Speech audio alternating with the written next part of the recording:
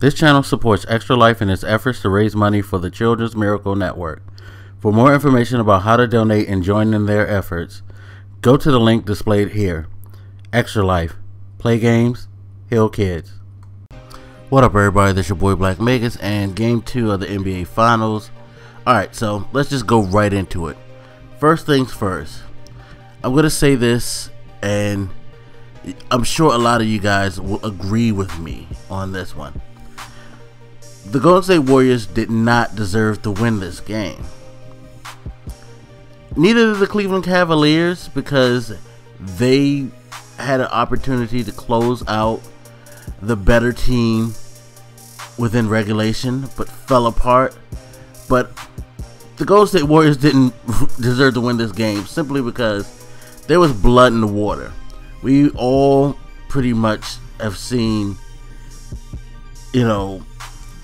Cleveland's best shot. At least we thought we saw. We thought we saw Cleveland's best shot with Irving and LeBron doing everything they could in Game 1.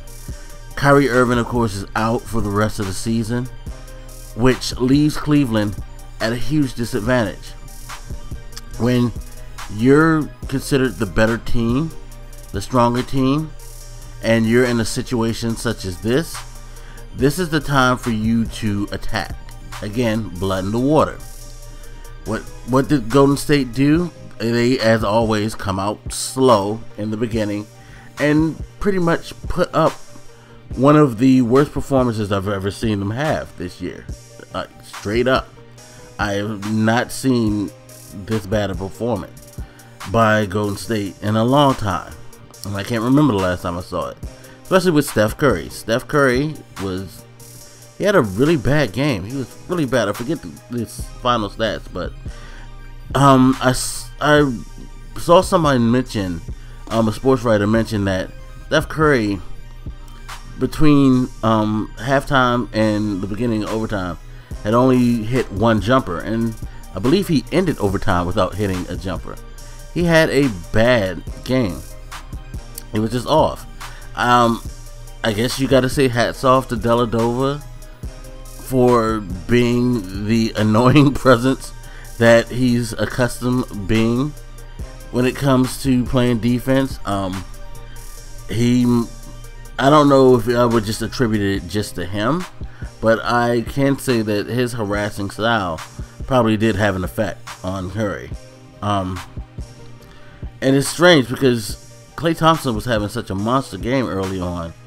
It looked like Golden State was going to really pour it on and take over and dominate the game. LeBron James, of course, had a great game, even though coming in late, he faltered. Triple-double and all. But he had moments where you could see, and I could see in part why he had those moments. He didn't get the calls that superstars are accustomed to getting. There was a couple of plays where they probably should have called fouls. They didn't. And it's funny because for someone who's used to the getting the call, for someone who a lot of us will complain about how he gets the benefit of doubt, he didn't really get the benefit of doubt in the stretch of the game. And of course, LeBron being LeBron, that's one of my biggest critiques about him, is that he lets stuff like that get to him a little too much and ends up letting it affect his game to the point where he starts to make mistakes, and that could cost his team. 39 points, 16 rebounds, 11 assists. Fucking ridiculous game. He only had 3 turnovers, by the way. That's an incredible game right there. But during the end, it was just like not so much. He did miss 24 shot. Again, taking well over 30 shots. Well, no, he only took 34 shots, but still over 30 shots to get close to 40 points. You can make an argument that that's not the most efficient scoring in the world, but the assists and the rebounds were great. And he did what he needed to do to keep his team in the game. That's what a superstar is supposed to do. But he also had some moments where he could have cost his team. But even with all of that, Golden State just totally shit the bed. They totally shit the bed on this one. And it's funny because Cleveland's not even playing a deep rotation. Again, they only went 8 deep. So I don't know. I really don't know what was up with Golden State. I mean, Steph Curry, let me see, he went 5 for 23, 2 for 15 from the 3-point line. That's crazy. Can you imagine what must be going through his head? I don't know if he's seen that type of game in such a long time. And again, Klay Thompson, shot 50% from the floor, had a good game. Nobody else stepped up, and that's an issue. That's an issue right now. It could be their inexperience. Who knows? You can't say that the Cavs have that superior experience. Of course, I mean they've had a couple of players who've been in that moment. I mean, Mike Miller, James Jones, Kendrick Perkins has been there, but he didn't play. And of course LeBron. But everybody else is new to this for them, so they didn't have the huge wealth of experience either. So it makes you scratch your head where you have two teams with inexperienced coaches, mostly inexperienced rosters, going head to head.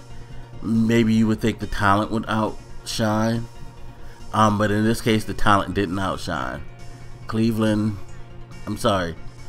State, at the end of the day, they blew a huge opportunity to take command of the series and put themselves in a position to cruise through. Hopefully this doesn't sow doubt in their heads. This doesn't get to them too much, because for them, they're going to need this not to shake them. LeBron is doing everything he can to will this team to win. And by God, if Golden State puts in another performance like this, we might be seeing LeBron have one of the greatest accomplishments ever done in NBA history. It's going to be interesting. This is going to be an interesting series now. It's going to be more interesting than I thought it would be after game 1. But anyway, you guys hit me up. Let me know what you think, and I'll holler at you later. This your boy Black Megas, and I'm out. Deuces.